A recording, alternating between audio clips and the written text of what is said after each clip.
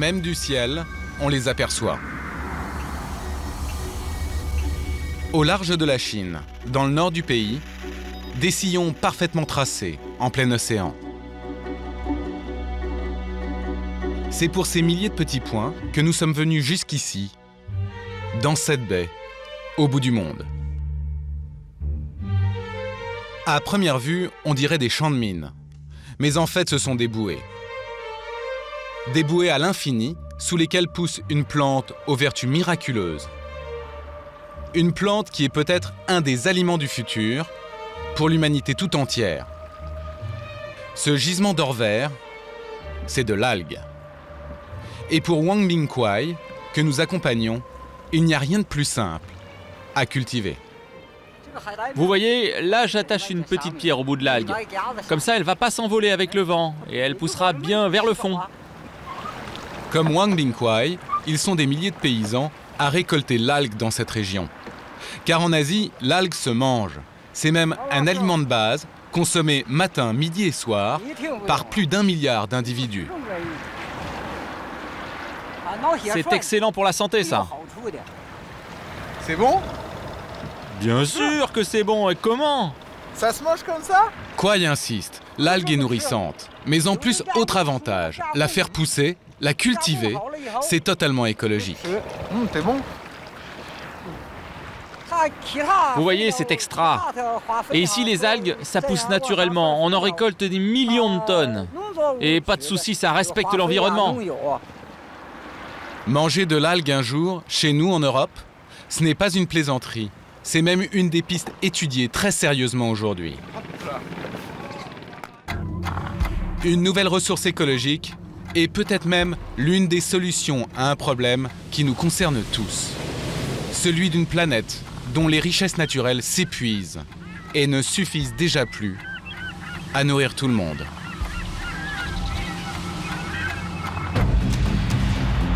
Toujours plus rapide, toujours plus moderne, toujours plus peuplé et surtout, toujours plus affamé. Chaque jour, la planète doit nourrir 200 000 nouvelles bouches. Ce sont 80 millions de personnes en plus chaque année qui veulent toutes manger et manger de tout. Fruits, légumes, poissons ou viande, l'explosion de la consommation touche la plupart des pays du globe. Une mondialisation qui n'est pas sans conséquences sur notre vie. Car tout ce que nous produisons pour manger a un impact insoupçonné sur notre environnement. Tout ce que vous mangez tous les jours a plus d'impact sur la planète que votre maison qu'il faut chauffer, éclairer, etc. ou que vos transports, même quand vous prenez l'avion, la voiture, etc. Voilà ce qui nous a menés aux quatre coins du monde. Nous avons voulu comprendre pourquoi ce que nous mangeons ici a des répercussions là-bas.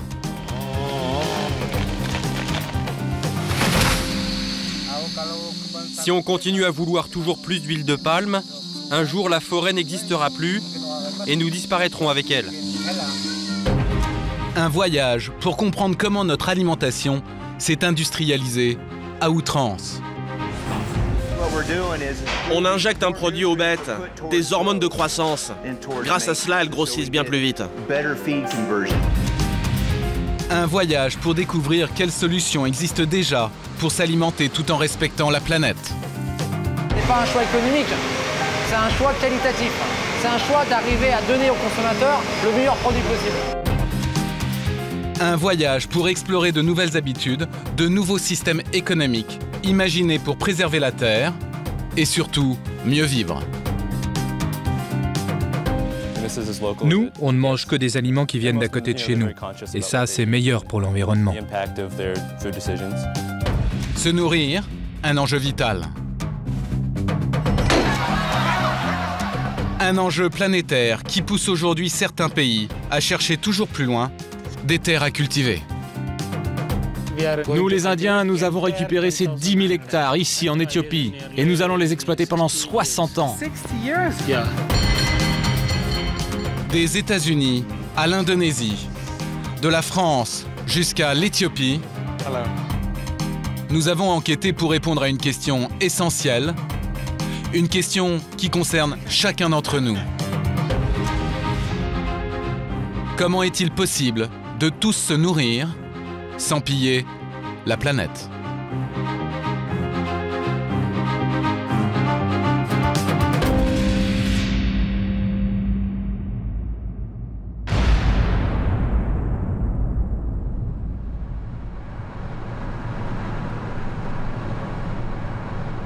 Notre voyage commence en France, en forêt de Fontainebleau, par une belle journée d'automne.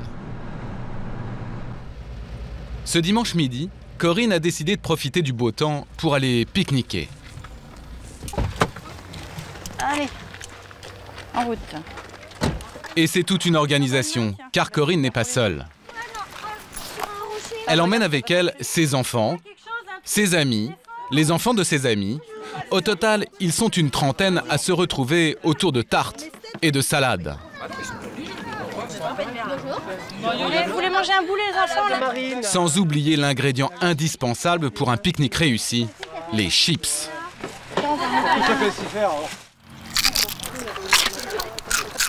Les chips pour un pique-nique, c'est obligatoire. On n'a pas le choix. Pourquoi? Parce que Qu'est-ce qui les sinon, demande? C'est les enfants ou c'est les parents? Les deux. Il n'y a pas de pique-nique sans chips. Du coup, à chaque fois, les paquets de chips s'accumulent sur la couverture. Pas moins d'une quinzaine ce jour-là. Des arômes différents et un ingrédient un peu mystérieux. Il est indiqué au dos du paquet. Cet ingrédient s'appelle l'huile de palme et il est très utilisé.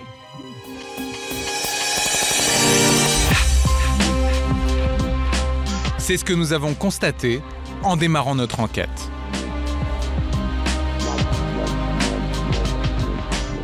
Au rayon chips, plus d'un paquet sur deux contient de l'huile de palme. Une huile qui laisse le consommateur perplexe. Est-ce que vous connaissez l'huile de palme? Non, pas du tout. Huile de palme. C'est une plante, là? Non, à vrai dire, je sais pas. C'est une huile qui vient d'une céréale. Mais j'en ai jamais dégusté. Et pourtant, cette huile de palme, nous en consommons tous les jours sans vraiment le savoir. Car aujourd'hui, elle est dans presque tous les rayons. Pour s'en rendre compte, nous avons fait nos courses. Pour le petit déjeuner, des brioches aux pépites de chocolat. Pour déjeuner sur le pouce, un croque-monsieur, une tarte salée ou un plat cuisiné. Des biscuits apéritifs et pour le dîner, des pâtes fraîches. Tous ces produits contiennent de l'huile de palme. Il y en a aussi dans les pâtes feuilletées, les sauces, les pâtes à tartiner, les confiseries, les biscuits, les soupes, les glaces, les céréales, le pain grillé. Une huile de palme que l'on retrouve même dans du lait pour bébé. Alors nous avons voulu en savoir plus sur cette huile qui se répand dans nos aliments. Vous allez le voir, derrière ce simple ingrédient se cache toute une histoire. Une histoire qui mêle intérêt économique et enjeux écologiques majeurs. Nous partons pour Aubagne, en Provence. Pourquoi cette huile est-elle devenue le chouchou des industriels? Un élément de réponse se trouve ici. La société Cybelle est spécialisée dans la fabrication de chips. 3 lignes de production, des pommes de terre pelées, découpées, cuites, salées à longueur de journée. Ici, la fabrication des chips n'a rien d'artisanal. C'est combien de tonnes par an de chips? 8000 tonnes environ par an de chips. Dans ces 8000 tonnes, il y a les chips que Gilles Benkemoun fabrique sous sa propre marque, Cybelle. Il utilise alors de l'huile de tournesol pour frire les pétales de pommes de terre. Mais Gilles travaille surtout pour les marques distributeurs, Casino, Intermarché, Système U ou encore Netto. Ses clients représentent 70% de sa production. Et souvent, ils lui demandent la même chose, produire moins cher. Alors Gilles n'a pas le choix, il remplace l'huile de tournesol par de l'huile de palme. Cette cube, c'est l'huile de palme qui est injectée par les tuyaux dans la friteuse. C'est quoi l'intérêt aujourd'hui d'utiliser de l'huile de palme pour faire des chips? Le prix. Parce que l'huile de palme est bien moins chère, c'est ça? Oui. Une huile imbattable, environ 15% moins chère que toutes les autres. Et cette huile miracle qui permet de fabriquer moins cher, voici à quoi elle ressemble. Dans son laboratoire, Gilles Benkemoun en garde quelques échantillons. En fait, on a plus l'impression que c'est du sirop, ça, presque. C'est ça, on dirait du sirop, ouais. L'huile de palme, les industriels de l'alimentaire l'utilisent de plus en plus dans leurs recettes. C'est même aujourd'hui la matière grasse la plus employée au monde. Le problème, c'est que la plupart des entreprises s'approvisionnent au même endroit. Conséquence, cette production d'huile bouleverse l'environnement et la vie de populations entières à l'autre bout de la planète.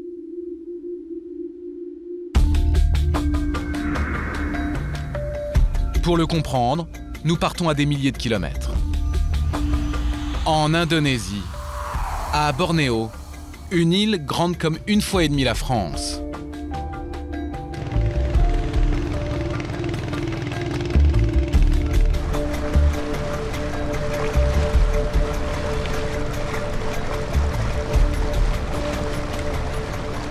Accrochée au fleuve Kahayan, la ville de Palangkaraya.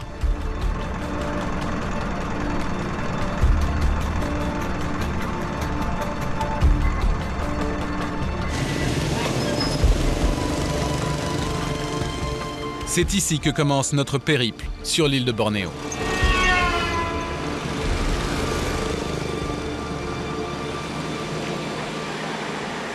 Le cœur de l'industrie de l'huile de palme se trouve à 6 heures de route. Cap au sud, à travers la campagne indonésienne, pour arriver aux portes d'une entreprise.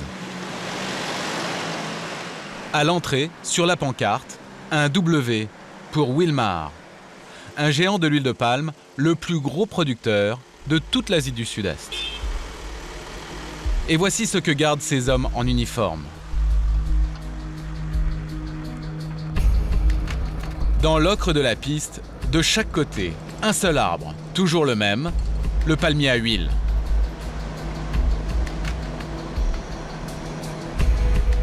Des centaines. Des milliers. Des millions. En fait, un territoire entier redessiné par l'homme. Des hectares et des hectares couverts de palmiers à huile. Une culture intensive et massive qui a changé la géographie et l'environnement de cette région du monde.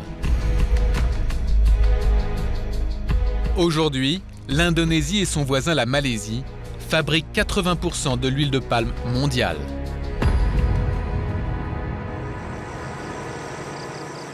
Et pour assurer la production, une armée d'ouvriers est sur le pied de guerre 365 jours par an.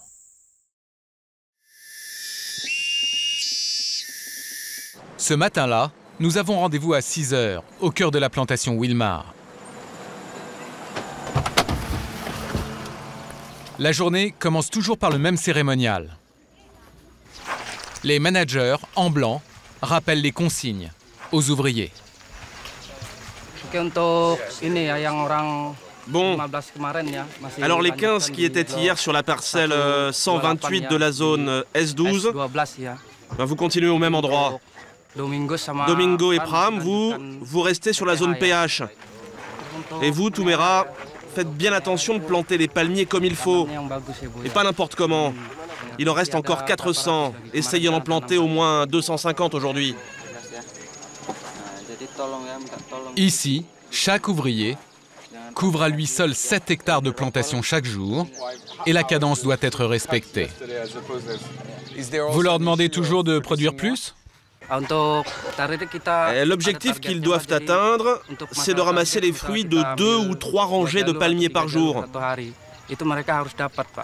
Généralement, ils y arrivent, mais je le répète quand même pour que la production ne baisse pas. Si je ne le répète pas, il y en a qui travaillent moins bien. Ouais, c'est une façon de leur mettre la pression, quoi. Et voilà, c'est ça. Et si les managers mettent autant la pression sur leurs ouvriers, c'est parce que ce qui se récolte ici a une immense valeur. Ce fruit rouge qui pousse en grosses grappes à quelques mètres du sol. voilà d'où vient l'huile de palme. Et c'est cela que des employés comme Tomaro viennent chaque jour cueillir. Tomaro a 27 ans. Il est venu de Java, l'île voisine, pour trouver du travail. Et toute la journée, avec sa longue perche, il traque les meilleurs fruits. Vous pouvez m'expliquer qu'est-ce qu'il y a là? C'est l'huile? Vous voyez ce fruit-là, il est bien rouge à l'extérieur et très orange à l'intérieur. Ça veut dire qu'il est mûr. Il y a plein d'huile dedans. Ah oui, c'est huileux. C'est gras, c'est ça? Exactement. Et pour être bien sûr que Tomaro ne va ramasser que les fruits les plus mûrs, Wilmar a trouvé la solution. L'entreprise le paye pour partie en fonction des fruits qu'il récolte. Plus ils sont gorgés d'huile, plus Tomaro gagne de l'argent. En moyenne, 2 € par jour pour livrer sur le bord du chemin sa production quotidienne de fruits. Des fruits qui sont immédiatement collectés par une armada de camions qui sillonnent sans cesse la plantation. Car pour répondre à une demande en pleine explosion et tenir les cadences, la société a tout prévu. L'huile est fabriquée directement sur place, dans ce pressoir. Une usine qui tourne jour et nuit, dans un vacarme assourdissant. Les fruits récoltés y sont immédiatement déversés. Ils sont bouillis dans ces grandes citernes, écrasés, filtrés pour finalement devenir ce liquide sombre à l'odeur pestilentielle. Mais ça, Harry, le manager de l'usine, n'en a pas grand-chose à faire. Lui, il n'a qu'un seul objectif, augmenter la production d'huile. En 2 ans, il l'a presque doublée. Elle atteindra bientôt 100 000 tonnes et ce n'est pas près de s'arrêter. Ça, c'est l'huile de palme que nous, en Europe, on va consommer? Oui, d'abord on la raffine, et puis on l'envoie chez vous. Vous en trouverez partout dans votre supermarché. Dans les gâteaux, les biscuits, dans les poissons panés. Vraiment partout. Ça veut dire que c'est une cash machine, cette huile, pour vous? Bien sûr, parce qu'elle coûte pas cher à produire. Il faut savoir que le rendement chez nous, il est excellent. Ça n'a rien à voir avec l'huile de soja. Imaginez qu'un hectare de palmier, ça donne 10 fois plus d'huile qu'un hectare de soja. Voilà pourquoi l'huile de palme, elle est moins chère. Ici, en Indonésie, cette huile de palme si abondante est considérée comme un cadeau du ciel. Un cadeau en réalité, tout ce qu'il y a de plus terrestre. Une culture lancée par un Français il y a presque un siècle. En 1905, Henri Fauconnier arrive en Asie. Un pionnier, écrivain, un peu touche-à-tout, qui veut d'abord cultiver le caoutchouc. Puis il a l'idée avec un ami d'importer du Congo quelques graines de palmier à huile. Un arbre qui pousse là-bas avec une facilité étonnante. En 1912, il fonde en Malaisie la première exploitation commerciale de palmier à huile, puis acquiert des terres en Indonésie. Le succès de cette culture ne se démentira pas.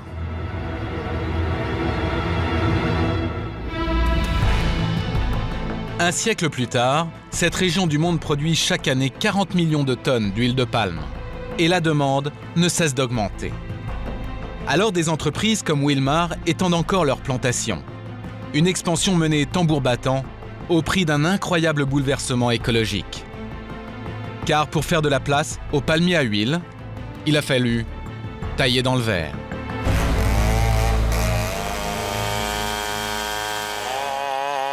Des tronçonneuses qui abattent des arbres.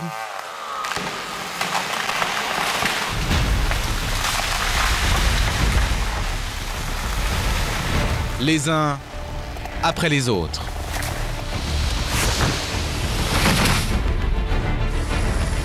Avec des machines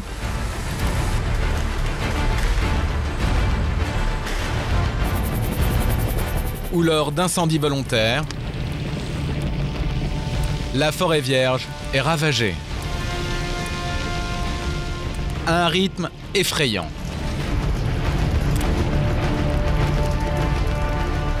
Ici à Bornéo, 2 millions d'hectares disparaissent chaque année. Et sur cette île, voici ce qui s'est passé en 60 ans. En 1950, la forêt vierge est partout. Au fil des années, elle disparaît irrémédiablement. Et dans 10 ans, si rien n'est fait, voici ce qu'il en restera.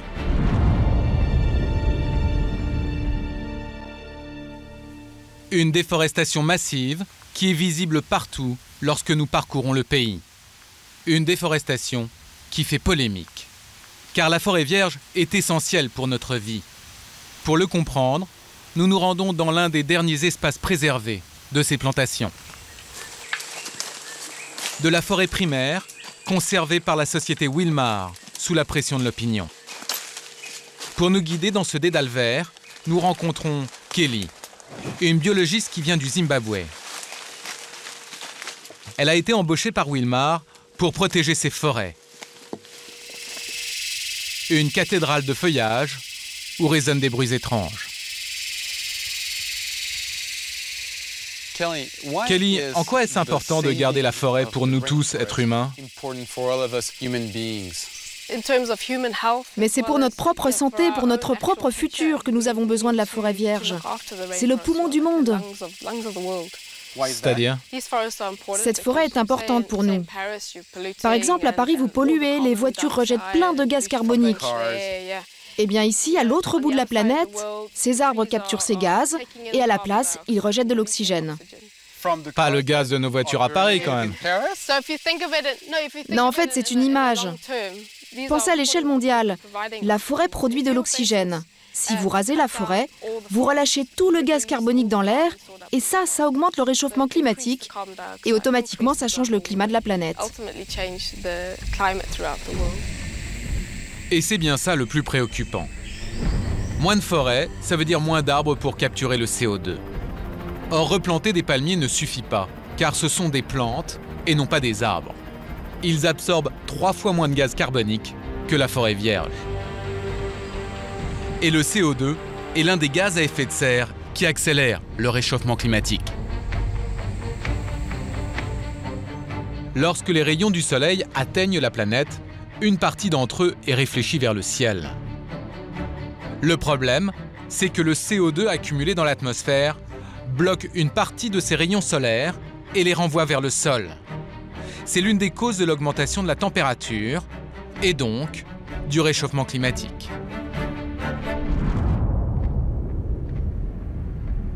Et l'Indonésie a sa part de responsabilité. Ce pays est devenu l'un des principaux producteurs mondiaux de gaz à effet de serre, en grande partie à cause de cette déforestation massive.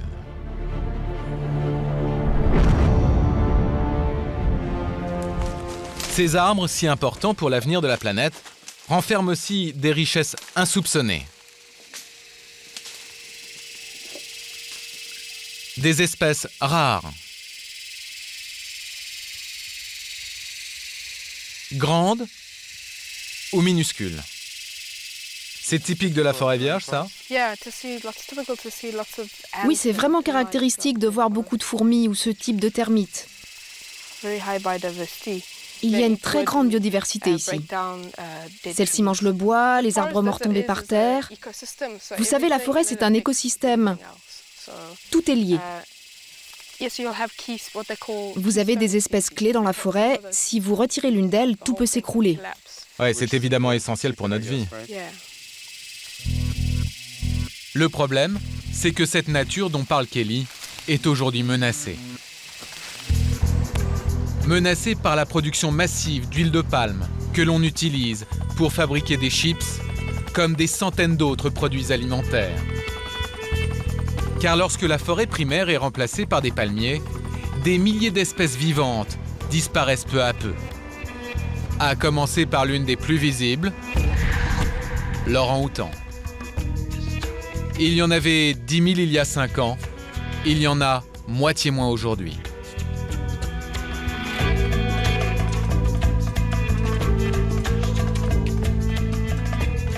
Ces singes sont souvent tués lorsque les arbres sont coupés. Ceux qui en réchappent errent parmi les palmiers à huile et meurent de faim.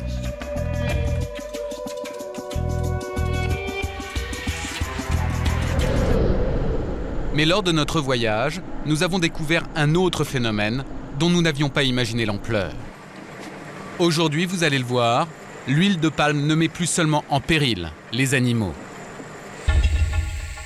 Pour le comprendre, nous allons nous enfoncer à l'intérieur d'un autre monde. Aujourd'hui, vous allez le voir, l'huile de palme ne met plus seulement en péril les animaux.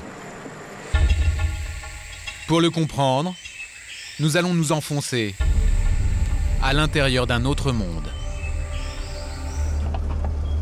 Une journée de route et de pistes cabossées. Des heures de marche, sac au dos, dans ce qui s'appelle ici les 12 collines. Nous arrivons enfin dans un des derniers espaces de forêt vierge, habité par les Orang Rimba, les hommes de la forêt. Tumangun est le chef de la tribu. Avec sa femme et ses 17 enfants, ils habitent ces abris sommaires qu'ils bâtissent où ils veulent. Ils sont nomades. Depuis des générations, ils vivent en harmonie totale avec la nature. Pour les nourrissons, on utilise ces feuilles de samoun. Ça les protège, on les emmaillote dedans et ils sont sains et saufs. Il y a 64 familles ici, dans un espace de vie qui se réduit sans cesse à cause de la déforestation. Et c'est toute leur existence qui est en jeu. Car moins de forêt, cela signifie moins de nourriture. Les Orang Rimba vivent de la pêche et de la chasse. Et actuellement, la viande devient de plus en plus rare. C'est de plus en plus difficile pour moi de trouver à manger pour ma famille. Avant, la forêt était plus grande. C'était plus facile pour nous de chasser. Il y avait plus d'animaux. Maintenant que la forêt rétrécit, c'est beaucoup plus dur. Pour ce cochon sauvage, par exemple, il a fallu chasser plusieurs jours au fin fond de la forêt, alors qu'auparavant, quelques heures aux alentours suffisaient. Désormais, pour subsister, les Orang Rimba vendent aux hommes de la ville ces fruits rouges utilisés pour colorer les tissus, ou ce bois qui sert à fabriquer des chaises ou des tables.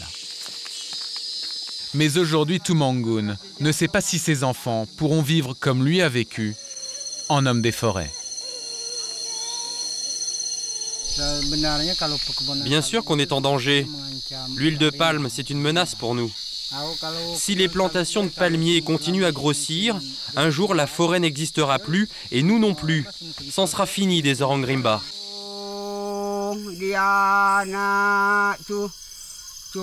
Une menace chantée le soir venu par les sages de la tribu. Ils évoquent leur forêt d'autrefois, large et généreuse, désormais un vieux souvenir.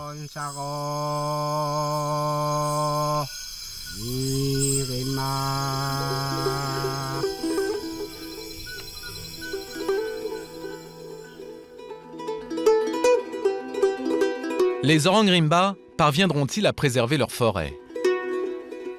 Pour cela, il faudrait que la demande en huile de palme diminue. C'est l'Europe qui en importe le plus. Et dans nos médias, l'huile de palme commence à être pointée du doigt. Pour des raisons environnementales, mais pas uniquement. L'huile de palme serait également mauvaise pour notre santé. Elle contient 4 fois plus de mauvaise graisse que l'huile de tournesol ou de colza. Pour toutes ces raisons, nous sommes de plus en plus nombreux à vouloir diminuer notre consommation d'huile de palme. Mais encore faut-il savoir dans quels produits elle se trouve, car en ce moment, certains industriels jouent sur l'ambiguïté.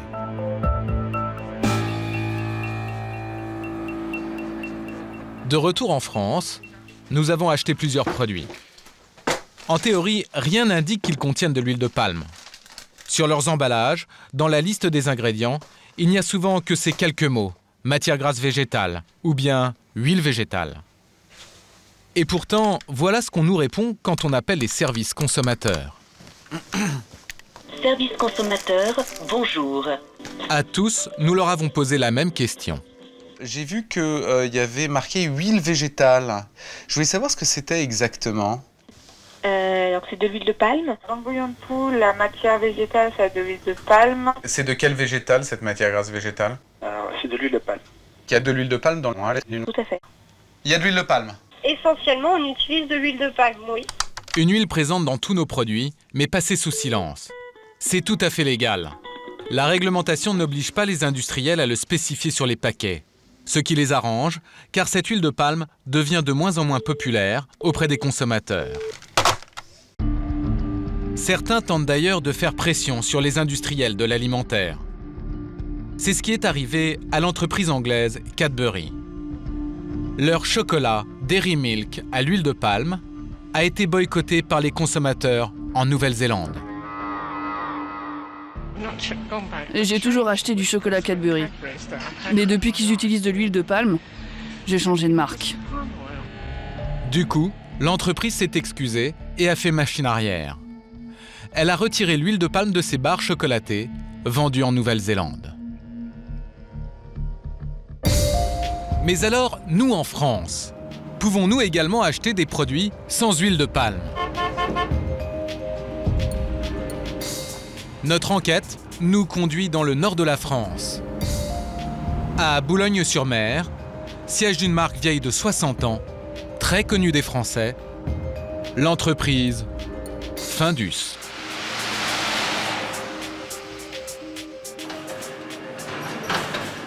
Le best-seller ici, c'est le poisson pané. 17 000 tonnes produites l'année dernière. Ça ne se voit pas comme ça, mais cette usine a été le théâtre d'une petite révolution, conduite par Mathieu Lambeau, le PDG. Il a décidé de changer d'huile pour cuire ses poissons.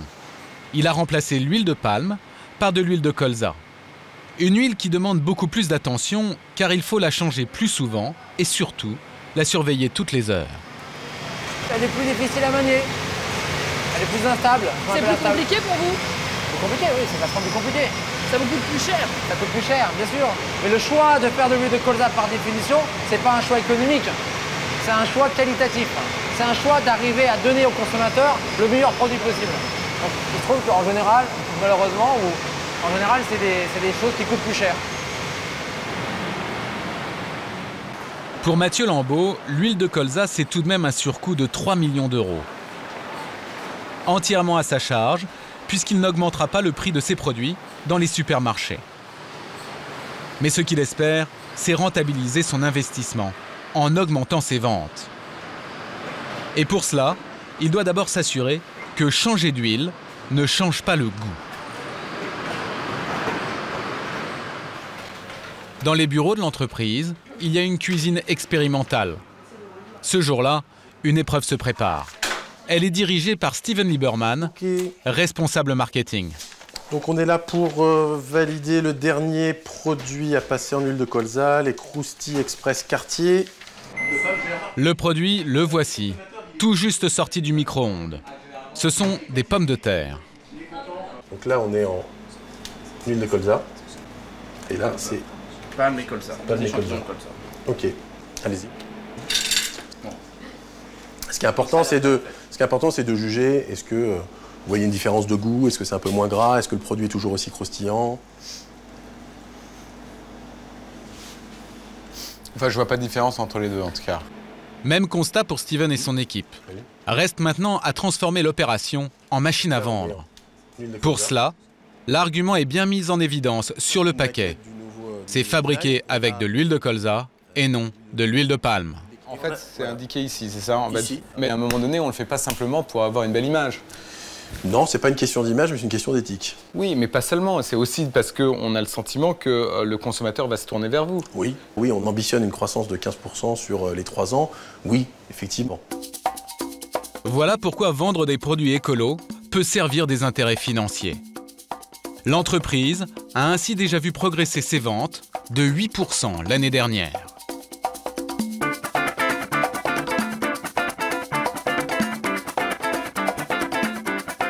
Le citoyen, le consommateur a donc le pouvoir de faire changer les méthodes des industriels.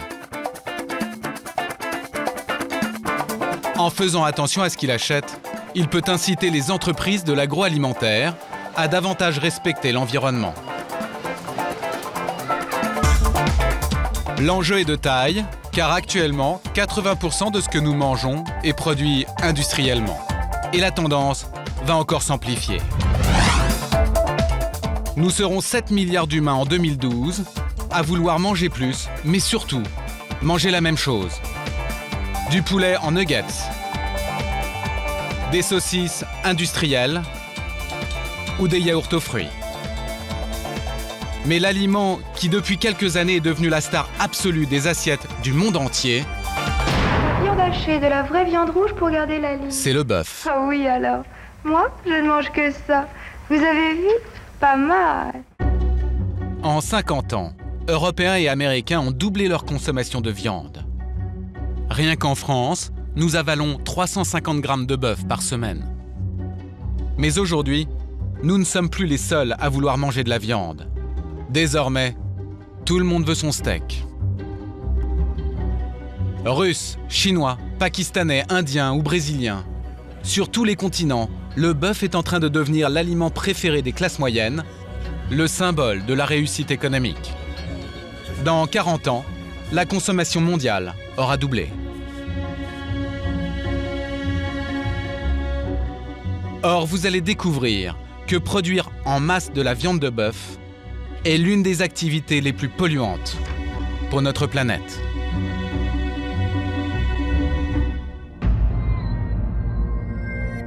Pour s'en rendre compte, nous partons dans la patrie historique du bœuf, aux États-Unis.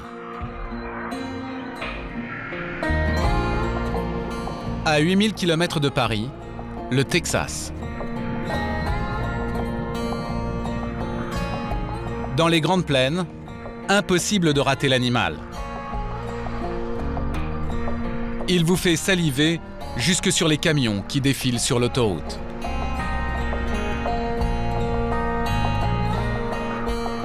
Ici, les habitants consomment 40 kg de bœuf par personne et par an, 4 fois plus que la moyenne mondiale.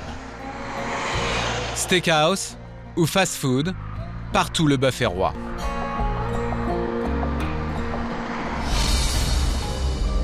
C'est ici que se trouvent les plus grands élevages du monde. Sous nos yeux, 75 000 bêtes. On appelle ça des feedlots, des parcs d'engraissement. Il s'agit plutôt d'usines à faire grossir les vaches, un système qui défie toutes les lois de la nature.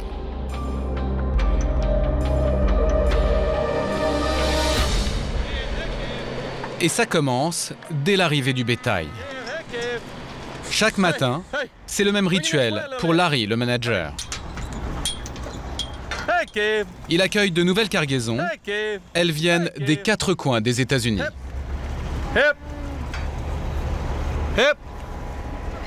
Vous en recevez beaucoup? Oh, ça dépend, 2500 par semaine à peu près. Le programme qui les attend, 6 mois d'un régime intensif avant l'abattoir. Et dès l'arrivée, elle passe sur la balance.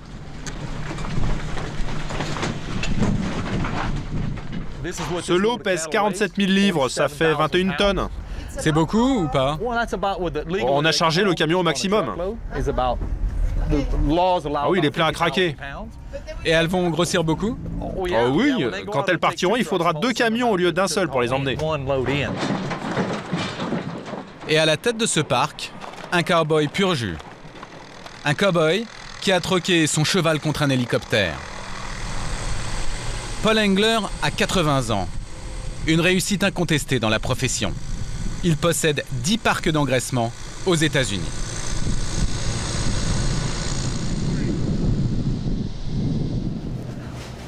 Dans les bureaux de Cactus Feeder, son entreprise, les employés le voient rarement plus d'une fois par semaine.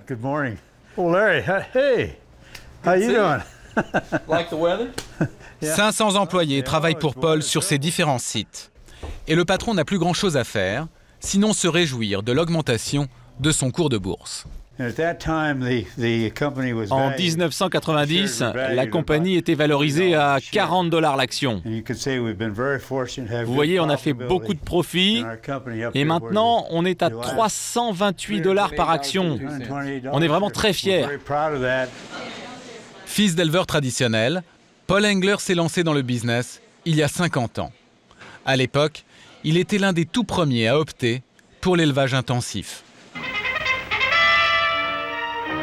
Jusqu'aux années 40, avant de partir à l'abattoir, les vaches ne mangeaient que de l'herbe dans de grands espaces. Mais après la guerre, tout a changé. La demande de viande explose, c'est la période des 30 Glorieuses. Fast-food à tous les coins de rue et hamburger pour tous, le bœuf se démocratise.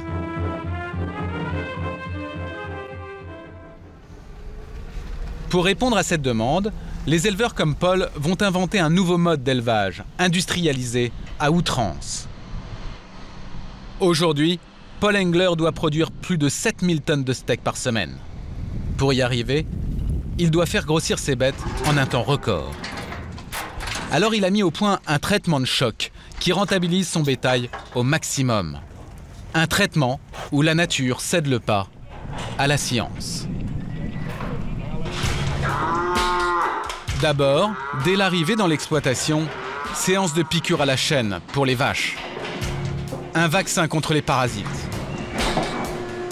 Mais surtout, une injection à base d'hormones de croissance.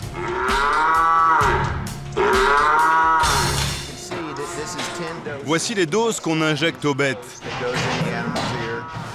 Bon, ce sont essentiellement des hormones de croissance. Grâce à ces piqûres, les vaches grossissent plus vite. Du coup, on a besoin de moins de nourriture pour produire 1 kg de viande de bœuf. Moins de nourriture, certes, mais une nourriture ultra dopante. Car ici, les vaches suivent un régime qui les transforme en d'incroyables machines à viande. Dans le feedlot, elles n'ont pas d'herbe à brouter. Leur repas est entièrement fabriqué à l'usine. L'ingrédient principal arrive par camion. Des tonnes de maïs stockées pour le bétail. Or, par nature, les vaches ne mangent pas de céréales. Qu'importe, le nutritionniste n'a pas d'état d'âme. Les animaux vont devoir s'y faire. On nourrit les bêtes au maïs parce que le maïs, ça leur fait prendre du poids beaucoup plus vite.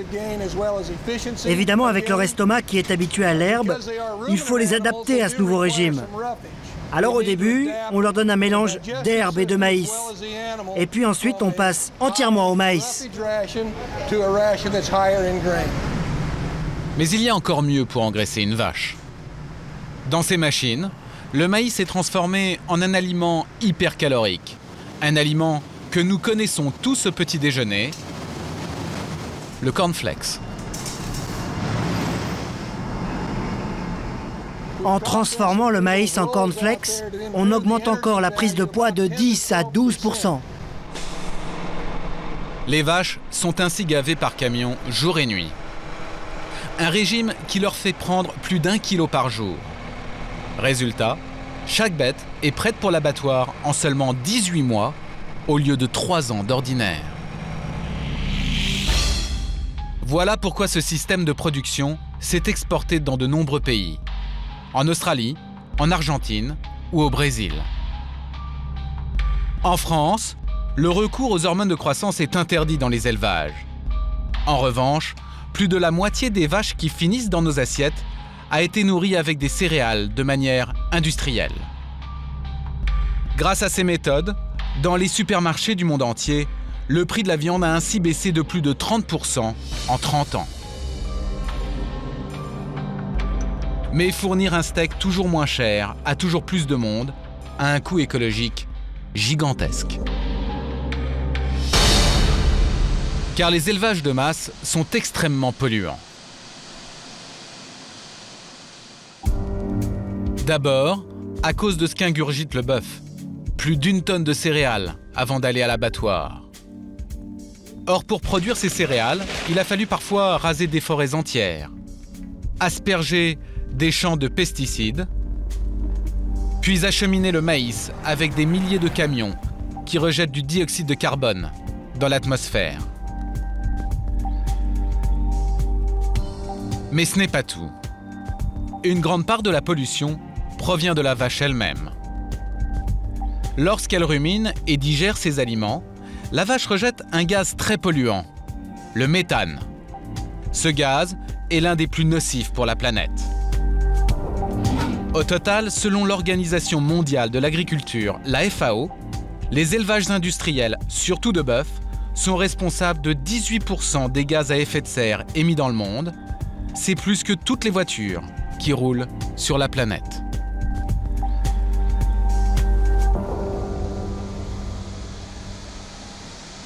L'élevage industriel de bœuf pollue donc l'air, mais il pollue aussi les sols. Et cela met directement en danger notre santé. Au départ, cela peut prêter à sourire. Mais pour Larry, le manager du feedlot, c'est un vrai problème. 75 000 bêtes concentrées sur une surface réduite, ça laisse des traces.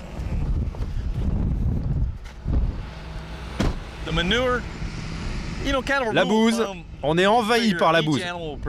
Vous n'imaginez pas, mais chaque animal produit environ 1 tonne pendant son séjour ici. 1 tonne. Et tout ça ici, ça fait combien? Eh bien, rien que dans cet enclos, ça fait à peu près 200 tonnes de bouse sur l'année. Une vache produit 20 fois plus d'excréments qu'un être humain. Ici, ces déjections sont déblayées régulièrement. Mais lorsque ce n'est pas le cas, elles peuvent infiltrer le sol. Les bouses risquent alors d'atteindre la nappe phréatique et la contaminer avec des hormones de croissance, des antibiotiques que l'on a donnés aux animaux, mais aussi des nitrates contenus dans les déjections. Or, la nappe phréatique alimente la population en eau. Et cette pollution peut avoir des conséquences dramatiques sur la santé. Aujourd'hui, des dizaines de milliers d'Américains sont confrontés à ce problème. Pour le comprendre, nous avons mené l'enquête tout autour de ces élevages intensifs. Direction l'État de l'Idaho, dans le nord-ouest des États-Unis. Une région très rurale où les vaches sont 2 fois plus nombreuses que les habitants. Ici, comme ailleurs dans le pays, les élevages ont des effets dévastateurs sur la santé.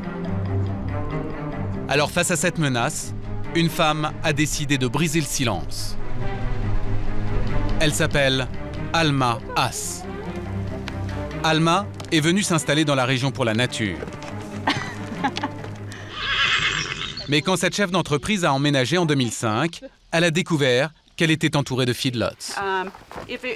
S'il n'y avait pas de feedlots, ce serait le paradis ici. On serait vraiment heureux. Très vite, avec sa fille, Alma a décidé de se mobiliser. Et dans le voisinage, les langues ont commencé à se délier. Dans ces cartons, des dizaines de témoignages accablants. À chaque fois, face aux géants de l'industrie du bœuf, les familles semblent complètement démunies. Les élevages s'installent souvent dans des zones rurales pauvres. Et c'est tout bénef pour eux parce que les habitants n'ont pas l'argent pour se défendre et se payer un avocat. Et d'une certaine façon, ils misent là-dessus. Et en ce moment, l'affaire qui occupe tout son temps est un véritable scandale sanitaire. Une histoire qui met en cause les pouvoirs publics. Nous nous rendons vers le nord de l'Idaho, à Sunnyside. En seulement 7 ans, cette petite localité a été décimée.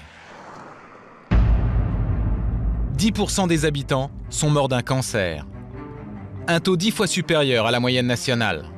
Pour la population, il y a un coupable en plein milieu du village, cet élevage de bœuf.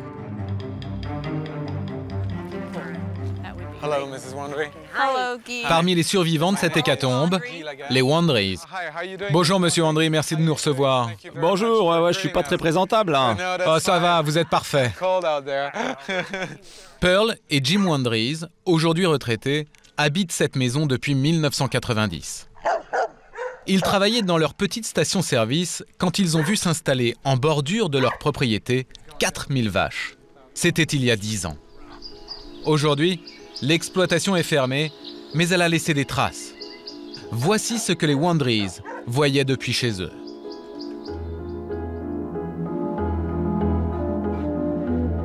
Ces images amateurs ont été filmées à l'époque par un autre voisin. Les animaux vivaient dans des conditions déplorables.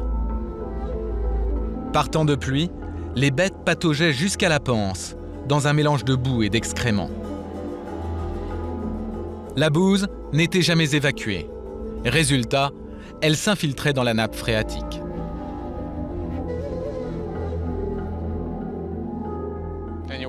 Et votre eau, elle était comment? Elle était noire, on ne pouvait pas se doucher. Pour faire la vaisselle, c'était vraiment dégoûtant. Et le comble, c'est que l'État de l'Idaho le savait, les habitants en ont aujourd'hui la preuve. Dans ce rapport, les autorités reconnaissent avoir fait dès 2004 des tests sur l'eau des habitants. Nitrates, hormones de croissance, antibiotiques, tous ces produits ont été détectés. Il est même écrit que ces éléments présentent des risques pour la santé des résidents. Pourtant, les riverains qui demandaient la fermeture de l'exploitation n'ont jamais été écoutés par les autorités. Elle se renvoyait la balle. L'agriculture disait qu'il fallait s'adresser à l'environnement, l'environnement disait qu'il fallait s'adresser à l'agriculture. Ils nous ont baladés pendant des années. L'État ne demandera jamais de compte à l'éleveur, qui partira finalement de lui-même parce que son élevage n'était plus assez rentable. Mais le problème, c'est que la bouse, elle, est toujours là. 24 000 tonnes séchées, accumulées dans ces anciens enclos, qui, 3 ans après, continuent à polluer.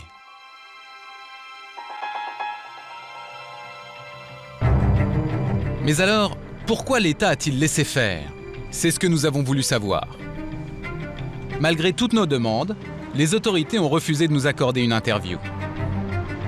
À Boise, capitale de l'Idaho, nous décidons alors d'accompagner Alma au département de l'agriculture. Nous filmons l'entretien en caméra cachée. Bonjour. Bonjour Madame la directrice, je suis Alma Haas et voici mon ami Guy Lagache. Bonjour Madame. Mais une fois de plus, Alma ne va pas trouver une oreille très attentive.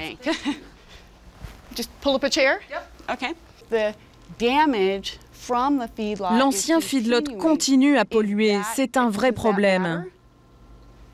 Ces personnes souffrent toujours, tous les jours. On ne sait même pas quelles conséquences ça va avoir pour eux à long terme. Personne de votre département n'a jamais cherché à s'informer auprès des riverains. Il y a des cancers, des leucémies, il y a des vrais problèmes de santé publique et tout le monde continue à s'en moquer. Ce n'est pas juste. Attendez une minute, je vais chercher Brian. La question d'Alma reste sans réponse. La directrice appelle son adjoint à l'aide et, surprise, celui-ci écourte le rendez-vous. Bon, je crois que le mieux pour vous, c'est de partir, là, maintenant. Hein. Mais vous protégez qui? Les citoyens ou les éleveurs? Écoutez, revenez plus tard, vous serez les bienvenus, mais d'ici là, poussez pas trop loin. Il s'intéresse juste à l'environnement, il est comme moi. Ok, j'en suis ravi. Mais là, la directrice est très occupée, elle n'a pas de temps à perdre, surtout avec un touriste qui vient pour nous critiquer. Quand il s'agit de parler du bœuf aux officiels de l'État, nous sommes face à un mur. Et selon Alma, la raison est extrêmement simple. Le problème, c'est que le département de l'agriculture a 2 casquettes. Son rôle, c'est à la fois de promouvoir l'industrie du bœuf et c'est aussi de réguler les élevages et donc de préserver l'intérêt des citoyens. Il y a donc conflit d'intérêts. Comment pouvez-vous défendre correctement l'industrie et en même temps faire respecter les règles? C'est impossible. Avec ce type de fonctionnement, l'élevage intensif n'est donc pas près d'être remis en cause. Pourtant, aujourd'hui, il est possible de consommer différemment du bœuf, élevé au grand air et nourri à l'herbe. Seulement, il faut y mettre le prix. En moyenne, cette viande coûte 30% plus cher que celle qui sort des élevages intensifs. Voilà pourquoi le bœuf industriel a conquis la plupart des assiettes du monde entier. Alors, face aux problèmes écologiques que cela pose, certains ont opté pour une solution radicale. À contre-courant de tout ce qui se fait dans le monde, il y a des endroits, en France, où l'on a décidé de manger moins de bœuf qu'avant. Dans cette école parisienne, par exemple, tous les mardis, les enfants ont droit à un repas un peu spécial. Le plat principal est végétarien. Qu'est-ce que vous servez aujourd'hui, mesdames? C'est des épinards avec des saucisses tofu. Voilà. Des saucisses quoi, pardon? Au tofu. Le tofu, une pâte végétale à base de soja qui, ce jour-là, apporte les protéines nécessaires aux enfants. Une fois par semaine, il n'y a donc plus de viande sur le plateau repas. Et pour l'instant, les jeunes palais ont encore un peu de mal à s'habituer à ce changement de régime. Ah bon? C'est pas bon? Un drôle de goût. Ça n'a pas le goût de saucisse. C'est pas très bon. Je pense comme moi, je trouve que c'est bon les repas végétariens, mais parfois c'est un peu fade. Question goût, il y a encore du chemin à faire. Mais en mangeant moins de bœuf, les enfants prennent moins de risques d'avoir des maladies cardiovasculaires. C'est donc bon pour la santé et bon pour l'environnement. Voilà pourquoi ce genre d'initiative commence à faire école un peu partout en Europe, en Angleterre, en Suède ou aux Pays-Bas. Mais ce mouvement n'en est qu'à ses débuts. Car dans l'alimentation, voici la réalité à laquelle nous sommes tous confrontés au quotidien.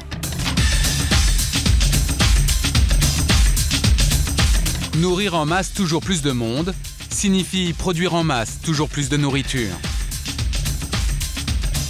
Une alimentation industrielle dont on vient de voir les conséquences les plus visibles sur l'environnement. Mais avec cette alimentation mondialisée, il y a un autre coût écologique, un impact que nous, consommateurs, sommes parfois très loin d'imaginer. Pour nous en rendre compte, nous sommes allés les yeux grands ouverts dans un lieu qui nous est familier. Mais avec cette alimentation mondialisée, il y a un autre coût écologique, un impact que nous, consommateurs, sommes parfois très loin d'imaginer. Pour nous en rendre compte, nous sommes allés les yeux grands ouverts dans un lieu qui nous est familier. Dans un hypermarché, lorsque nous faisons nos courses, nous avons un choix de plus en plus grand. 3 fois plus de références qu'il y a 10 ans. Et la plupart des produits viennent du monde entier. Pour arriver jusqu'à nos rayons, ils ont souvent fait un très long voyage. Et qui dit kilomètres, dit souvent pollution. Nous sommes allés faire nos courses avec Elisabeth Laville, experte en développement durable. Quand les gens expliquent pourquoi ils ne consomment pas responsable, alors... Premier arrêt au rayon fruits et légumes. À force de le consommer toute l'année, on en oublierait presque que l'ananas est un fruit qui ne pousse qu'à des milliers de kilomètres de chez nous. Celui-là, par exemple, est importé par avion. C'est marqué en petit, hein, mais ça c'est marqué dessus. Et c'est quoi le problème? Le problème, c'est que l'avion a un impact considérable, 10 à 20 fois plus d'impact que le même produit s'il pouvait être produit localement, ce qui n'était pas possible. Et quant aux produits qui poussent d'habitude dans nos campagnes, mauvaise surprise. Ce n'est pas forcément mieux pour l'environnement. Il faut avoir l'œil sur les étiquettes. Même en saison, l'essentiel de ce qu'on trouve va venir, les girolles voilà, des États-Unis, la trompette de la mort de Turquie, le pied de mouton de Bulgarie. Ah bah non, tiens, il nous en reste quelques-uns de France, là. Voilà. Au rayon conserve, c'est encore pire, car la mention de la provenance n'est pas obligatoire. Des sardines. Des sardines conditionnées au Maroc, mais rien ne dit que ce sont les seuls kilomètres contenus dans cette boîte. D'où vient la boîte, d'où viennent les sardines, d'où vient l'huile, etc. En pratique, c'est pas indiqué sur la boîte, donc si tant est que vous vouliez faire attention à ça, c'est du coup pas évident. Très vite, les kilomètres s'accumulent dans le caddie. Ananas, cœur de salade, poivrons, courgettes, pommes de terre, champignons, sardines, espadons, avocats et crevettes. Avec 10 produits seulement, le chariot affiche un total de 45 500 km au compteur. Un tour complet de la planète, et cela représente un énorme impact écologique. L'alimentation, c'est la première source d'impact écologique dans la vie d'un individu. Qu'est-ce que vous voulez dire par là? Ça veut dire que ce que vous consommez, tout ce que vous mangez tous les jours, a plus d'impact sur la planète que votre maison qu'il faut chauffer, éclairer, etc. ou que vos transports, même quand vous prenez l'avion, la voiture, etc. Donc ça veut dire que l'alimentation est plus polluante, potentiellement, que n'importe quel autre domaine de notre vie quotidienne. Exactement. D'autant que derrière certains produits se cachent des allers-retours ahurissants. Exemple, les langoustines. Pêchées par des chalutiers en mer du Nord, elles sont transportées par bateau d'Europe jusqu'en Thaïlande pour être décortiquées par une main-d'œuvre peu chère. Ensuite, elles repartent dans l'autre sens pour arriver dans nos rayons. Total aller-retour, 20 000 km.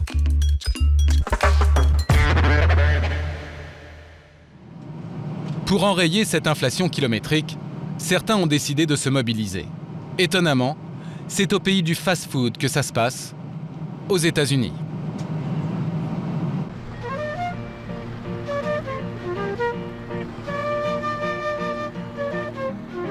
Nous sommes sur la côte ouest, au bord du Pacifique, à San Francisco, la ville de toutes les mutations.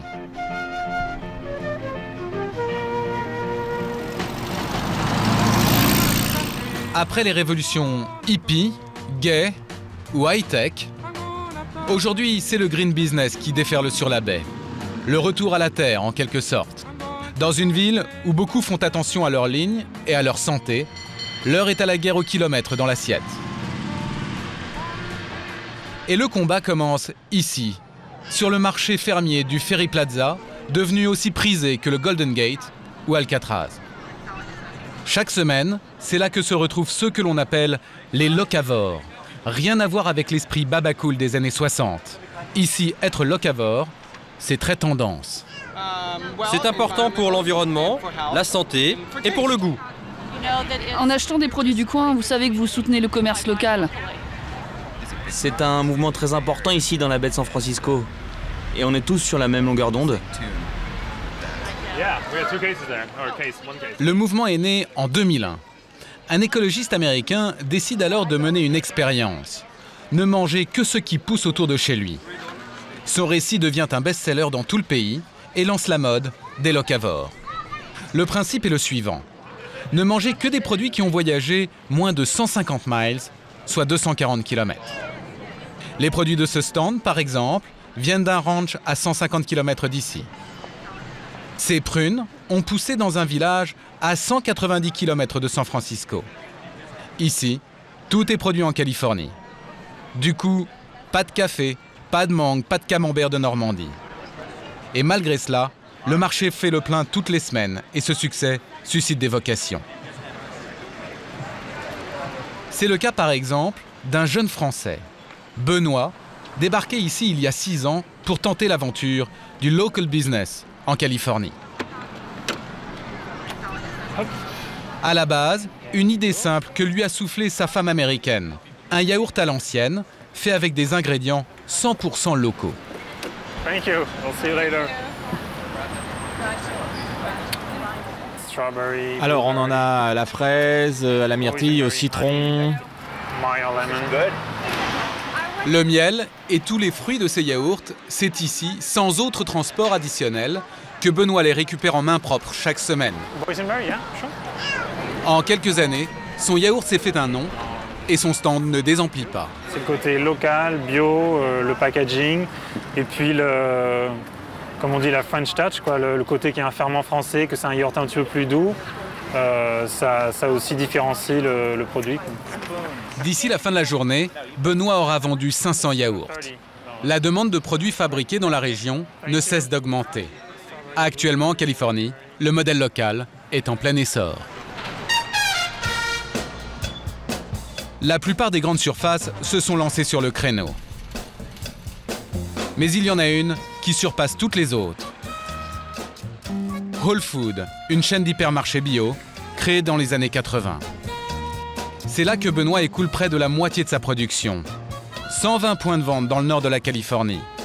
Désormais, le Saint-Benoît est en tête de gondole, avec en prime la photo du producteur, souriant, naturel et bien entendu local. Mais des fabricants comme Benoît, ça ne se trouve pas si facilement. Alors pour s'approvisionner, l'enseigne doit sans cesse traquer les meilleurs producteurs de la région. Pour cela, elle envoie sur le terrain des têtes chercheuses comme Harve. Ce prospecteur passe son temps à quadriller le nord de la Californie, 650 km en moyenne chaque semaine.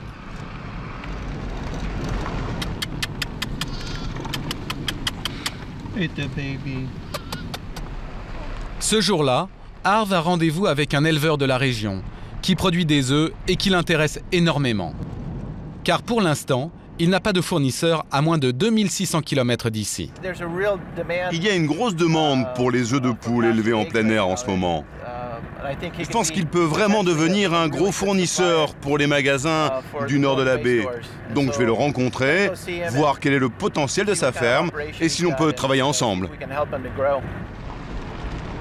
Des œufs frais à seulement 50 km de San Francisco, voilà ce que Harve espère trouver ici, dans la ferme de Don. Hey, salut Don, je suis content de te connaître. Moi aussi, salut. Don est la 4e génération de fermier de sa famille. Un début de carrière dans l'immobilier, puis à 28 ans, il a repris l'exploitation familiale à la retraite de ses parents. C'était il y a 9 ans. Outre l'élevage de moutons, il vient de relancer la production de poules que pratiquaient ses aïeuls. Photo d'époque à l'appui. Regardez-moi ça. C'est une photo de mon père, mon oncle et mon grand-père. Il y a environ 65 ans. À l'époque, ils élevaient des poules ici. Don compte beaucoup sur cette visite. Mais avant de faire affaire, le représentant de Whole Foods veut inspecter l'exploitation de fond en comble. Tu les fais tourner, tes poules, de temps en temps? Tu les changes de pâturage? Oui, je viens juste de le faire d'ailleurs. Les poules sont élevées en liberté, mais cela ne suffit pas, selon Harve. Et dis donc, le bec de tes poules, il a été coupé, hein? Et c'est une mauvaise nouvelle. Harve ne veut pas de poules avec des becs coupés, car selon lui, c'est généralement le signe des poules élevées en batterie. Qu'à cela ne tienne, Don s'adaptera. Si tu veux, je peux commander des poules sans bec coupé, c'est pas un problème. Ok, pas de bec coupé. Hein. Un bec pour picorer, une bonne aération, une alimentation bio. Le cahier des charges est plutôt lourd à remplir pour ce jeune agriculteur. Mais si Don se plie aussi docilement à toutes les conditions de Whole Foods, c'est parce qu'il y a un gros marché à la clé. 120 magasins dans toute la Californie du Nord où vivent 10 millions de personnes, c'est-à-dire 10 millions de consommateurs potentiels. Je veux juste m'agrandir, parce qu'il y a beaucoup de demandes en ce moment. Mais cette demande est nouvelle. Ching ching, hello. Money, baby. Eh, l'argent, chérie. He's gotta feed his family. Ce type doit nourrir sa famille. Il doit se nourrir lui-même. Et il doit faire honneur à son héritage. Moi, j'espère bien me développer et Harve va m'aider. Donc, marché conclu? Marché conclu. Marché conclu. Cet accord, pour Don, c'est une aubaine. D'ici quelques semaines, il pourra fournir à Harve chaque semaine 200 douzaines d'œufs. L'enseigne les vendra ensuite 8 $ la douzaine. C'est 2 fois plus cher que des œufs industriels. Mais cette formule peut-elle marcher partout dans le monde, aussi bien qu'à San Francisco? Peut-on être locavore n'importe où en France, là où tout ne pousse pas aussi facilement que dans cette baie, miraculeuse. Pour le savoir, direction le bassin parisien, à la rencontre des locavores français.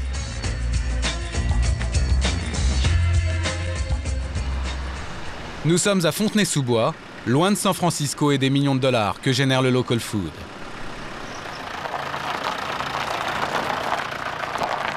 Ici, l'économie locale, c'est lui. Jean-Luc Moreau, agriculteur dans la Marne. Toutes les semaines, il livre en personne les 500 kilos de légumes qu'il a récoltés le matin sur son exploitation pour ravitailler les locavores de Fontenay. Là, j'arrive de Broussy-le-Grand dans la Marne. Donc j'amène mes légumes pour la MAP de Fontenay. La MAP, ce n'est pas un marché. C'est l'Association pour le maintien d'une agriculture paysanne.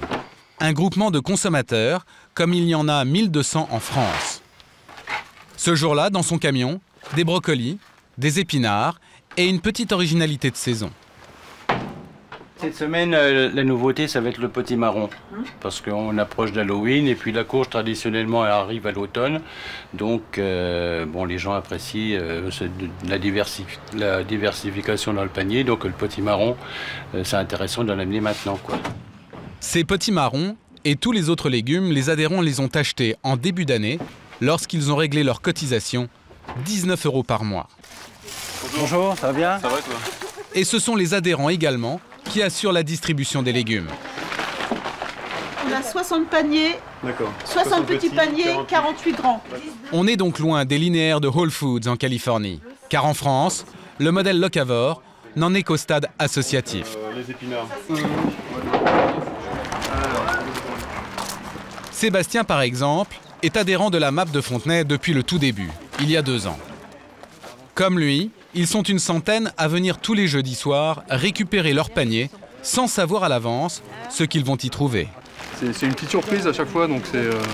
voilà. Alors on est parfois un peu circonspect en se demandant ce qu'on va en faire, mais... Quoi par exemple? Le maïs, vous n'avez pas l'habitude de cuisiner le maïs, on se demande comment on va le faire. La semaine passée, par exemple, on avait de rutabaga. C'est un légume qu'on n'a pas forcément l'habitude de cuisiner, donc cela nous a permis de découvrir ce légume. Le panier va devoir nourrir toute la famille pendant 1 semaine. Sébastien, Mia, Vera et Théodore. Attention. Livraison suivante, jeudi prochain. En attendant, il faudra faire avec ça. Des épinards. Qu'est-ce que c'est que tu as dedans? C'est quoi? Les petits épinards. Des épinards? Non, c'est pas des épinards. Une courgette. Une courgette énorme. Ça, qu'est-ce que c'est ça? Le marron. Le marron. C'est un potimarron, ouais, c'est vrai. Le gros avantage, c'est que les produits de la MAP n'ont pas voyagé. Comme ces tomates, auxquelles la famille locavore va faire un sort au dîner. Ouais, des steaks de tomates. Rien à voir donc avec la plupart des légumes de supermarché. Elles sont cueillies du jour quasiment, quoi. Donc vous voyez la différence, c'est-à-dire qu'elles n'ont pas subi de... Elles n'ont pas subi de congélation, enfin en tout cas de conservation. Elles ont été cueillies juste à maturité. Ça fait pas mal de différence quand même. Sur la table, ce soir, crudité et purée de pommes de terre de la MAP et cabillaud du marché. Des menus frais, des légumes de saison. Mais une fois l'hiver venu, les repas deviennent un peu monotones. Faut manger du chou, quoi. Faut manger du chou-fleur. Faut manger des betteraves. L'année dernière, on a eu une overdose de betteraves. Au bout d'un moment, ça lasse. Il y a eu du radis aussi, on a eu overdose de radis. Non, mais c'est... disons qu'on n'a pas le choix dans les légumes, donc on prend ce qu'on nous donne. Malgré ces petits inconvénients, la version française des locavores fait ses preuves. Déjà 60 000 familles adeptes en France. Mais au-delà des produits frais, peut-on faire le reste de ses courses en prenant en compte l'environnement? Au quotidien, la plupart des Français s'approvisionnent dans les supermarchés. Leurs critères de choix? Le prix, la qualité, le goût et depuis peu, la planète avec cet indicateur vert, l'indice carbone. C'est Casino le premier qui l'a mis en place. Un indicateur qui mesure la quantité de gaz carbonique, c'est-à-dire de gaz à effet de serre, émis lors de la fabrication des produits. Prenez par exemple ce paquet de brioches. Sur l'étiquette, on peut lire 315 grammes de CO2. Pour ce paquet de fromage râpé, l'indice grimpe à 1190 grammes de gaz carbonique. Mais alors, comment calcule-t-on un indice carbone? Pour le mesurer, un cabinet indépendant additionne chaque émission de CO2 de la fabrication à la distribution d'un produit. Exemple avec cette plaquette de chocolat noir. Pour 100 grammes de produit, la culture du cacao en Afrique et celle de la betterave à sucre en Europe auront émis 47 grammes de gaz carbonique. Le transport des matières premières jusqu'à l'usine, 41 grammes. La fabrication de la plaquette, la phase la moins polluante, 17 grammes. Les différents emballages, 36 grammes. Enfin, la phase la plus polluante, l'acheminement de la plaquette de l'usine jusqu'aux différents magasins, 179 grammes. Total, 320 grammes de carbone émis pour une tablette, l'équivalent de 2 km en 4x4. Aujourd'hui, pour certains hypermarchés, tout l'enjeu est donc de faire baisser l'impact carbone de leurs produits. Nous partons pour le centre de la France, dans la région lyonnaise. C'est ici que se trouve le fabricant de chocolat, vendu sous la marque Casino. Ce jour-là, le distributeur a envoyé dans l'usine Corinne Mercadier, la spécialiste de l'indice carbone de l'enseigne. Sa mission, pousser son fournisseur à être plus écologique dans sa façon de produire du chocolat. Mais pour y arriver, elle va devoir se montrer convaincante auprès du fabricant. Ici, on est dans la zone de conditionnement des produits. C'est l'endroit où on va emballer les tablettes. Corinne Mercadier a listé une dizaine de points à améliorer, comme la question de la distance parcourue par les matières premières, exemple, le sucre. J'ai regardé au niveau des kilomètres. Donc vous avez 3 fournisseurs d'ingrédients pour le sucre à base de betterave. Est-ce que ce serait possible de travailler majoritairement avec celui qui est plus proche de chez vous? Trop risqué, selon le fabricant. Le sucre, c'est une matière extrêmement sensible chez nous parce que c'est un des ingrédients principaux du chocolat. Et on est obligé d'assurer des approvisionnements dans différents fournisseurs pour être sûr de ne pas avoir de rupture d'approvisionnement. Pas de sucre, pas de chocolat. L'argument est imparable. Pas question de mettre en péril la production, même au nom de la protection de la planète. Qu'à cela ne tienne, Corinne Mercadier suggère d'autres pistes à explorer. Utiliser par exemple du papier recyclé pour emballer le chocolat. Imprimer directement le code-barre sur l'étui pour économiser des étiquettes. Ou encore diminuer l'épaisseur d'un carton pour en consommer moins. Le fournisseur veut bien tout étudier, à une condition, une seule, que ça ne lui coûte pas plus cher. Est-ce que sinon vous seriez tenté d'augmenter le prix du produit? C'est toute la problématique parce que si on fait des améliorations environnementales sur les produits et que ça provoque des augmentations de coûts, derrière il est possible qu'on ne soit plus forcément concurrentiel par rapport à d'autres fournisseurs de chocolat. Voilà donc la difficulté d'intégrer la dimension écologique quand on fait du chocolat. Mais le fabricant va devoir s'y plier, car la grande enseigne va de plus en plus prendre en compte l'environnement dans le choix de ses fournisseurs. Si je suis un fabricant de chocolat comme messieurs, même qualité de produit, et eux travaillent sur l'environnement et pas moi, il aura des choses supplémentaires. Vous commanderez davantage les produits de ces messieurs qui font un travail environnemental. À mon niveau, je vais travailler de façon privilégiée avec le fournisseur qui fait des efforts. Comme ce fabricant de chocolat, des industriels commencent à faire des efforts et des produits à faible impact environnemental apparaissent peu à peu sur le marché. Mais encore très peu de consommateurs ont la possibilité de les acheter. À l'échelle du globe, cela reste même une infime minorité. Car pour la plus grande partie de la population mondiale, l'enjeu alimentaire est tout autre. Nous sommes de plus en plus nombreux sur Terre et la planète, elle, arrive de moins en moins à fournir. Dans certains pays, cela a même pris une dimension tragique Une pénurie qui provoque parfois violence et révolte. Printemps 2008, le monde découvre des émeutes sans précédent. Sénégal, Haïti, Vietnam, Égypte, ils sont des centaines de milliers à descendre dans la rue car ils ont faim. Des émeutes qui seront réprimées dans le sang.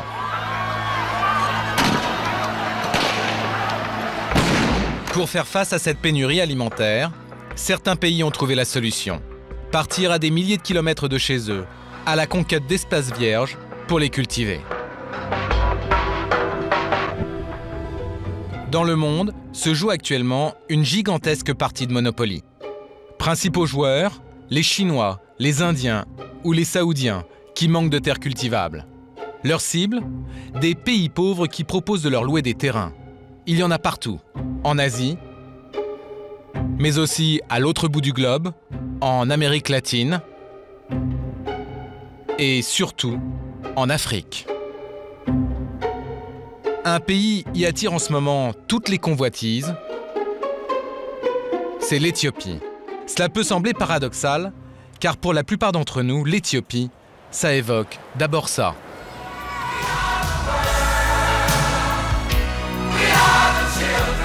We Are the World, une chanson destinée en 1985 à récolter des dons pour l'Éthiopie. Avec ce tube, le monde entier découvre alors un pays en train de mourir de faim.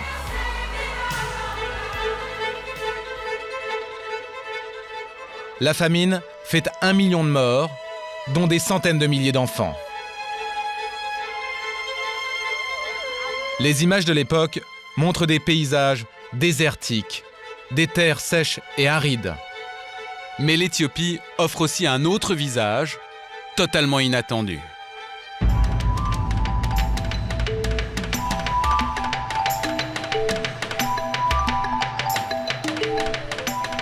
Vue du ciel, on dirait la Beauce.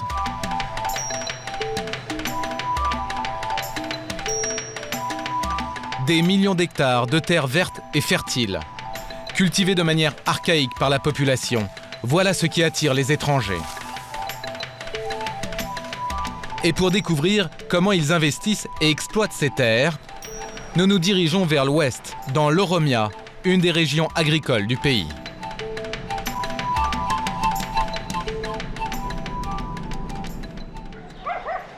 Bako, une petite ville située à 2300 mètres d'altitude. C'est ici que se trouve l'un des plus gros investisseurs étrangers du pays. Karuturi, une entreprise indienne. Il est 6 h du matin. Nous avons rendez-vous avec un homme qui s'appelle Razak. C'est l'un des managers de la ferme. Hello. Bonjour, est-ce que Monsieur Razak est là, s'il vous plaît? Thanks. Hello, Mr. Razak. How are you doing? Thank you for greeting us here. Razak est arrivé d'Inde en avril dernier. Comme lui, une douzaine d'employés indiens vivent dans cette ferme. Ici, on a du mal à croire qu'on est en Éthiopie. Même le petit déjeuner n'a rien de local. Qu'est-ce que c'est? 6:30 in the morning curry. Du curry à 6 h 30 du matin? Au menu, du curry de pommes de terre très épicé. It's a bit, Ça réveille. À 5000 km de chez lui, Razak a le mal du pays. Les chaînes de télé indiennes lui permettent de garder un contact avec l'Inde. Là-bas, il a dû laisser femme et enfants. Il ne les voit que pour les grandes vacances. So this is your home. Ça, c'est votre chambre? Your bedroom? Dans sa chambre, il garde précieusement un album photo. Un réconfort dans les moments difficiles. C'est votre femme et vos 2 enfants? Oui. J'imagine qu'ils vous manquent. Ouais. Mais ils m'appellent tous les matins. Depuis combien de temps vous ne les avez pas vus?